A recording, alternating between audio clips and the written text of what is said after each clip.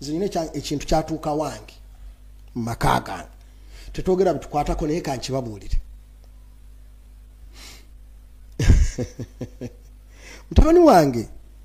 yakula n'atuuka okufuna omukyala mwana wa kutaano tugaa nti tufune omukyala ng'amaliriza okusoma maliriza okusoma nugaa nti nkera tunoonye omukyala naye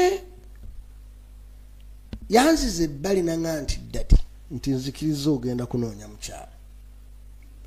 naye munoonye omukyala condition yange eri emu sigenda kuwasa mukyala mu kyotala Sekasebande kowulira Sekasebande kampulira ebatuulira bonna kuulira bulungi sebo watakula omutwe naye nga ayogera ekyo kyonna bonna banyina bakyotala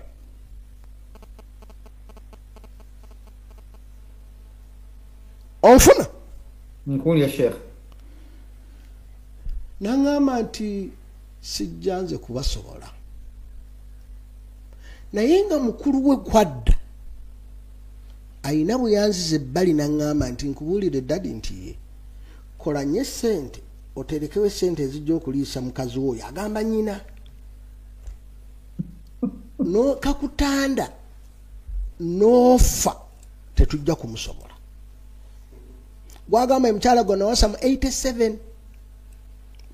omukyala omukulu naye ng'omuvubuka akiŋŋamba mu myaka 3 egiyise kati seeka kyatugamba nti buli lwote kati toyinza kuwasa mukyala mu kyotala for example oba mukyala muteeso n'omugamba nti fukamira ntegerekese yes toyinza kuwasa mukyala nga mumbejja n'omugamba akuyite mwami ayina kuyita muliraanwa tabeera na mwami gw'omukopi obeera muliraanwa we nedda ye mumbejja toyinza kugenda n'owasa ekkalamojja nga toyina maanyi buli lunaku bo balina okulwana okwegatta naye olina kumukuba n'aba nga aweddemu amaanyi n'olyeka wegatta naye ne bwe muba mumaze emyaka 3 mu bufumbo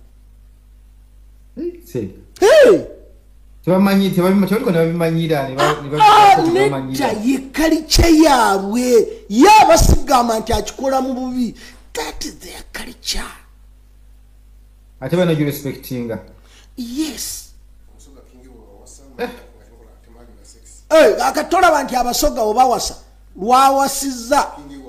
kyabazinga lwawasa abasoga bonna tebeegatta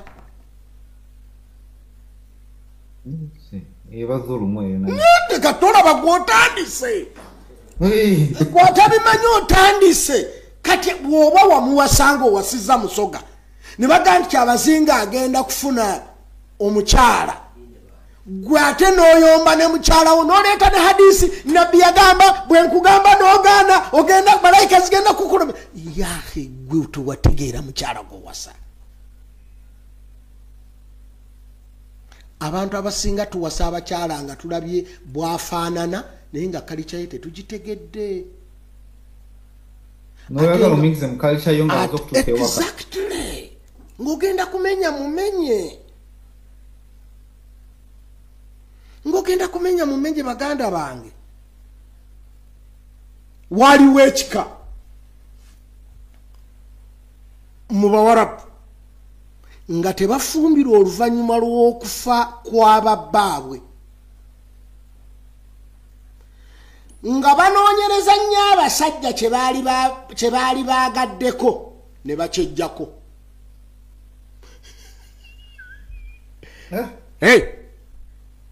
Hadaba mutabani wa Khashram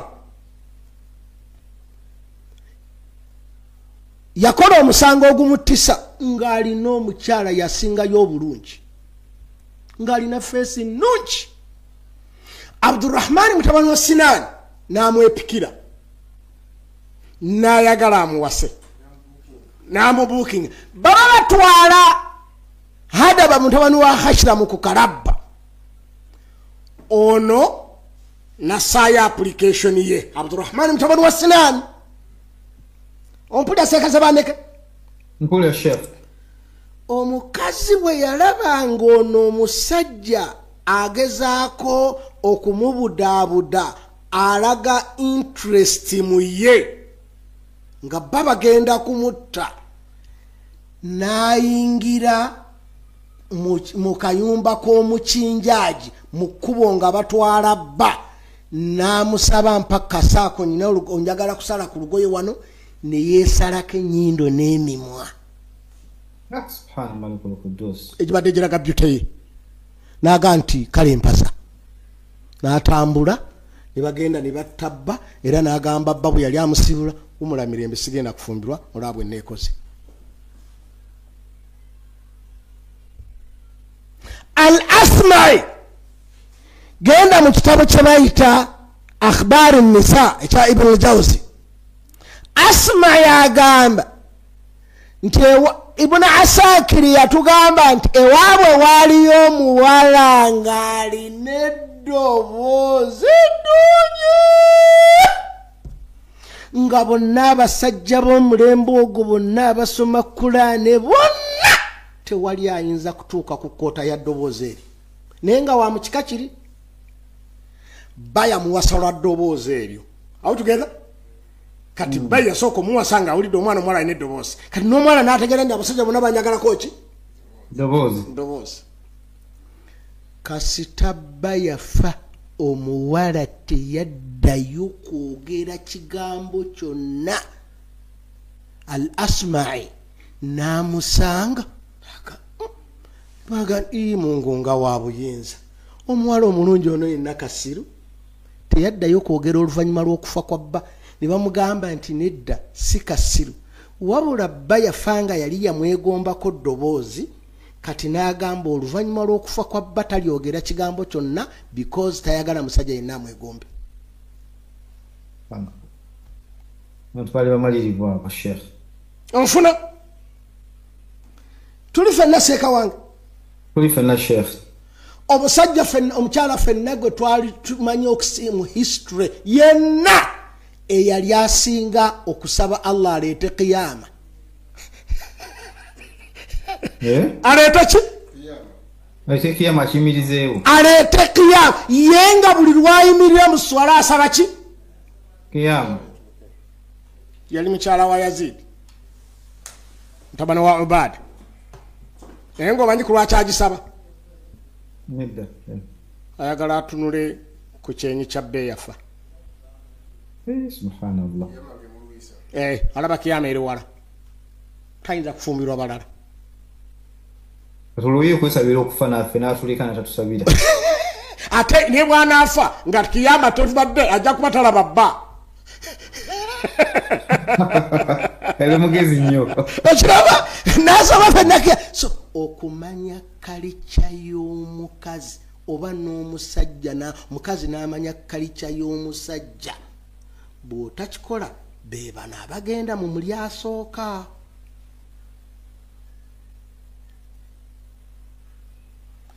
seeka weebale nnyo really Kawumbi really you are Kawumbi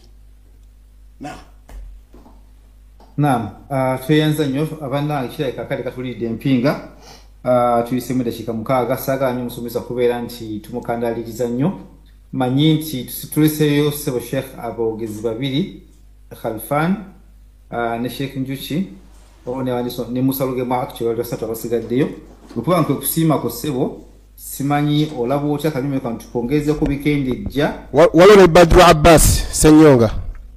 gisebo waliwo ne Badru Abbas Senyonga Badru Abbas mwali bana kugamba Sheikh tumusoma abantu nze sijja kubalimba eva twagala abantu kuba tuyigamu bingi please neweziba weeks mmeka naye nga tulaba ntuyiga kubanga tunyweza maka gaffe n'ag'abantu abagenda okujja oluvannyuma tegayuuga nga agaffe bwe gakola ki kubanga bali agaabwe obutayuuga bategeera kye bayita omukyala ne bategeera banaawangaala batya naye